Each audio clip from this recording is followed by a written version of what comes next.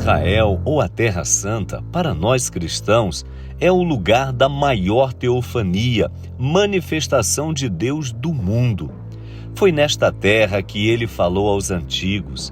Foi ali, e não em outro lugar do planeta, que Deus se fez gente, se revestiu da nossa humanidade para salvá-la do pecado e da morte.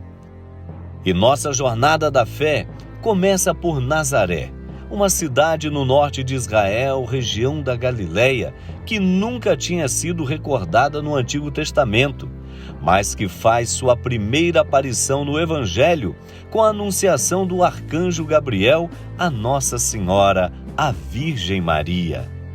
A flor da Galileia, Nazaré, cidade de Maria, de José e, claro, de Jesus, cidade da Sagrada Família, nunca tinha sido até então mencionada no Antigo Testamento. Não é por isso justamente Natanael chegou a dizer a Filipe: mas pode vir coisa boa de Nazaré? Pois é, de Nazaré veio simplesmente a redenção. E hoje esta cidade contempla o maior número de cristãos aqui na Terra Santa, e temos aí ao fundo esta monumental basílica dedicada à Mãe de Deus, porque foi aqui que o Verbo de Deus se fez carne e habitou entre nós. Vamos conhecer.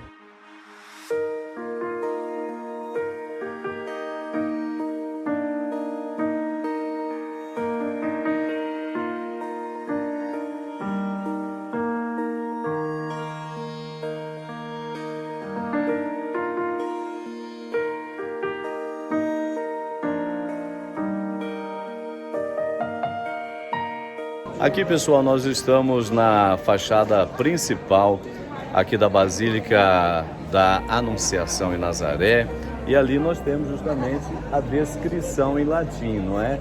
Verbum carum factum est et habitatum nobis, ou seja, aqui o Verbo de Deus se fez carne e habitou entre nós. Qual é o grande mérito de Nossa Senhora? O grande mérito dela é que uma menina entre 12 e 14 anos dá o seu consentimento a Deus conforme o seu plano divino de salvação.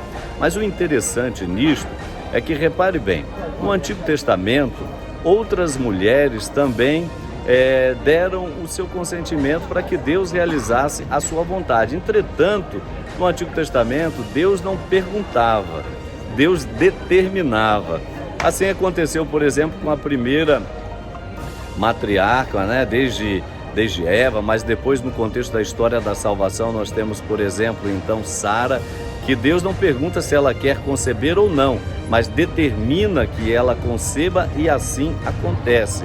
Depois nós temos as outras mulheres ao longo do Antigo Testamento, até aquela que faz a passagem do Antigo para o Novo Testamento, que é Isabel, prima de Nossa Senhora.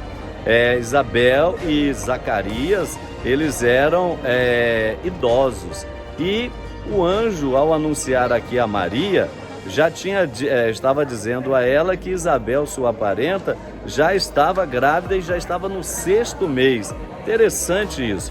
E com ela aconteceu da mesma maneira. Quando o anjo aparece, anjo Gabriel, 6 meses antes de aparecer aqui a Nossa Senhora, ele diz a Zacarias no templo que Isabel conceberia aquele que se tornaria o precursor do Senhor, João Batista. E aí é que está. Também assim disse, e assim determinou, e assim aconteceu. Mas aqui, quando o arcanjo Gabriel se apresenta a Maria, saudando-a: ave, ó cheia de graça, o Senhor é contigo. Ele, nesse diálogo com Maria, ele não impõe a vontade de Deus, mas ele propõe e espera. Então, para nos dizer que, se no Antigo Testamento Deus determinava e assim acontecia, no Novo Testamento, para que a redenção da humanidade aconteça, Deus não impõe, Deus propõe e ao mesmo tempo espera. E aí está o grande mérito de Maria: eis aqui a serva do Senhor. Ainda que eu não entenda todas as coisas, mas aconteça em mim de acordo com a sua palavra. E aí o Verbo de Deus se fez carne e habitou entre nós. Então a salvação, a partir de Maria, ela deve considerar a liberdade e não mais a determinação.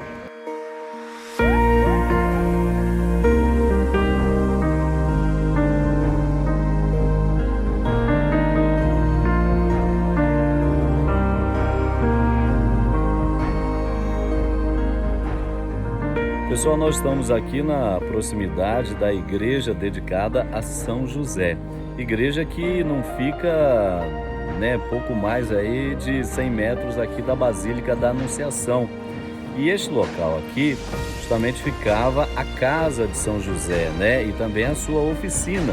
Portanto, onde José, Maria e Jesus viveram e conviveram, aproximadamente aí 30 anos, Jesus viveu aqui por cerca de 30 anos, então aprendeu o ofício, do seu pai adotivo José, por isso ele é chamado também de um filho do carpinteiro, e aqui também pôde acompanhar aqueles últimos dias de São José, porque de acordo com a descrição bíblica e a sagrada tradição, José veio a falecer antes, tendo ao seu lado os dois maiores tesouros, Jesus e Maria, como a gente diz, a nossa melhor companhia.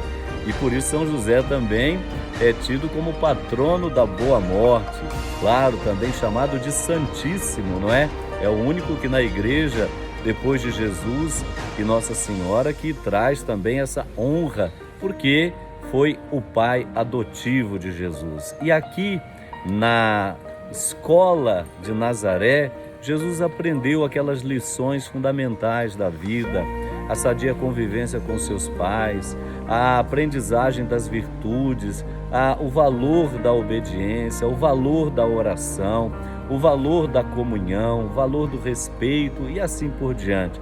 Por isso que depois desses 30 anos, ele então, completando a idade, inicia a sua chamada à vida pública e começa a chamar os discípulos, como a gente já sabe, não é verdade? Então aqui é um lugar realmente extraordinário, um convite à oração, à contemplação e à aprendizagem daquelas lições desta sagrada família de Nazaré. Jesus, Maria e José, a nossa família vossa é.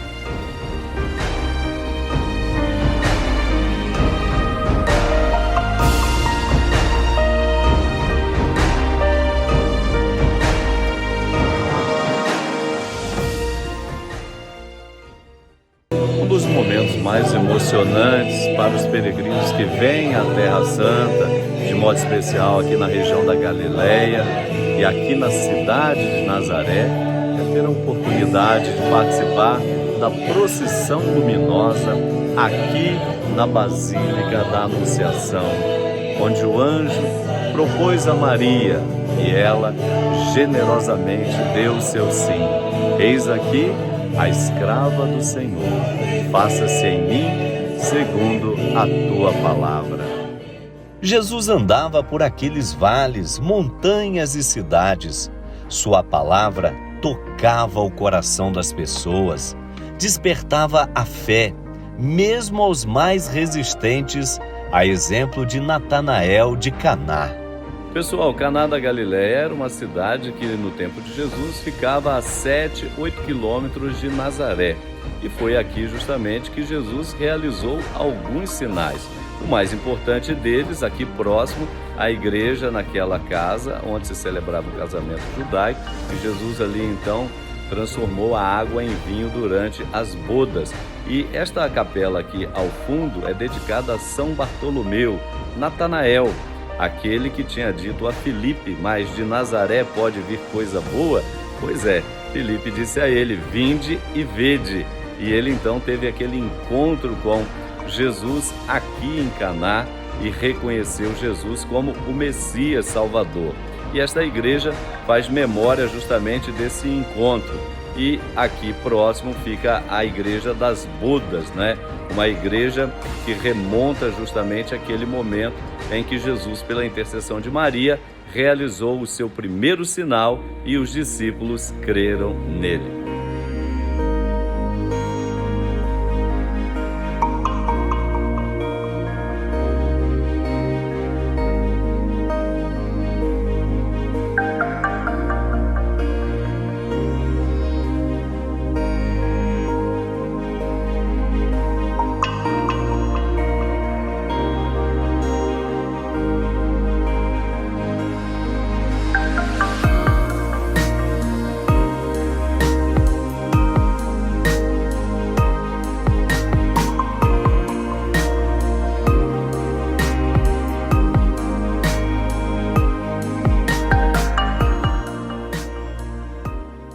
Pessoal, nós estamos aqui ao lado da igreja atual que os padres franciscanos edificaram em 1879, e aqui ao lado a gente tem os restos arqueológicos de uma antiga construção do século III, não é? Provavelmente uma igreja, e justamente com inscrições também em aramaico, para nos dar a conotação justamente que teria sido esse o local tradicional onde Jesus realizou o seu sinal durante aquelas bodas aqui em Caná da Galileia.